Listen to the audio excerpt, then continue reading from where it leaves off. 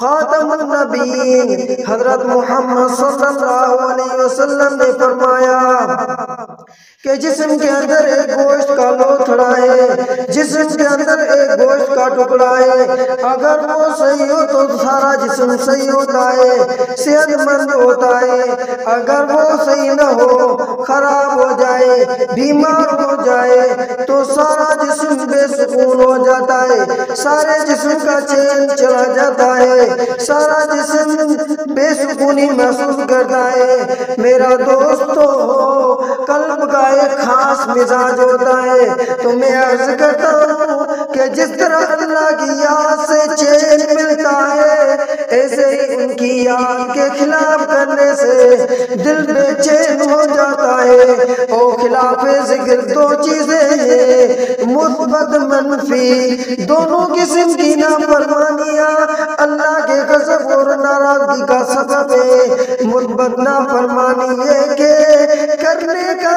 کام نہیں کر کے نافرمانی کی، مثلا نماز پڑھنے کا حکم ہے لیکن نہیں پڑھی، زکوٰۃ دینے کا حکم ہے زکوٰۃ نہیں دیتا، یہ بھی نافرمانی ہے۔ اور منفی نافرمانی یہ ہے کہ جو کام نہ کرنے کا ہے وہ کرتا ہے، مثلا ماں باپ پر غصہ کرتا ہے، بیوی کو ستاتا ہے، مخلوق پر ظلم کرتا ہے، یا نامحرم عورتوں کو دیکھ کر آنکھوں کا زنا کرتا ہے۔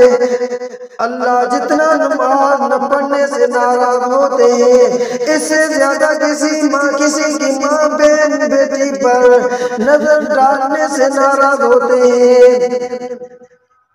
اللہ جتنا نماز نہ پڑھنے سے ناراض ہوتے ہیں، اس سے زیادہ کسی کی ماں بہن بیٹی پر نظر ڈالنے سے ناراض ہوتے ہیں۔ یہ اللہ کے غضب اور قہر کو دعوت دینے والا بہت ہی خطرناک عمل ہے۔ جو ہر لذت کا عادی ہوتا ہے پھر اس کو کہیں چین نہیں مل سکتا۔ چین و سکون اللہ کی رحمت کی گود میں ملے گا۔ یہ دل عجیب مزاج رکھتا ہے، جتنا زیادہ اللہ سے قریب ہوتا ہے اتنا ہی چین رہتا ہے، اتنا ہی چین سے رہتا ہے۔ یہ دل عجیب مزاج رکھتا ہے، جتنا زیادہ اللہ کے قریب ہوتا ہے اتنا ہی چین سے رہتا ہے۔ او جان ذرا سا خدا سے ہٹا تو اس کی بے چینی شروع ہو گئی۔ خوب غور سے سن لیجئے، انسان دنیا میں کہیں چین نہیں پائے گا۔ اختر نے جو آپ سے خطاب کر رہا ہے، کعبہ شریف میں دیکھا کہ ایک بچہ اپنی ماں سے بچھڑ گیا، ساری دنیا کی ماں نے اس کو پیار کیا، نائجیرین، سوڈانین، انڈونیشین، ملائیشین، مصری، دنیا بھر کی عورتوں نے اس کو پیار کیا کہ چپ ہو جا، چپ ہو جا، مگر وہ چلاتا رہا۔ 2 سال کا بچہ اپنی ماں کی خوشبو کو پہچانتا ہے، حالانکہ دوسری مائیں اس کی ماں سے زیادہ گوری اور اچھے کپڑوں میں تھی، لیکن وہ اپنی ماں ہی کو یاد کر رہا تھا۔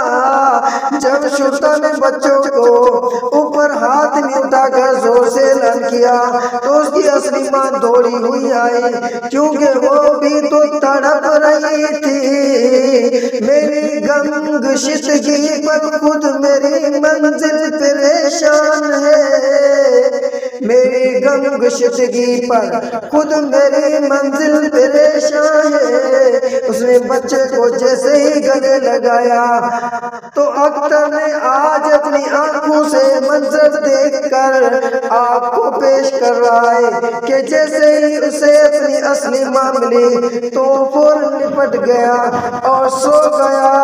اس پر میرا شعر سنیے، آتی نہیں تھی نیند مجھے اضطراب سے، ان کے کرم نے گود میں لے کر سلا دیا۔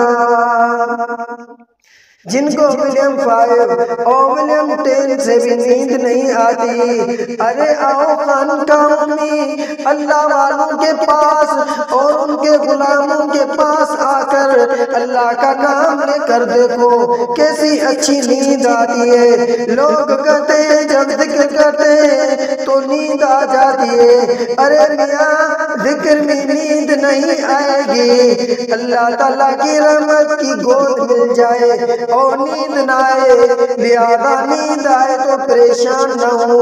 ایک شخص نے مولانا رشید احمد گنگوئی رحمہ اللہ کو دیکھا کہ حضرت جب میں اللہ اللہ کرتا ہوں تو فوراً نیند آ جاتی ہے۔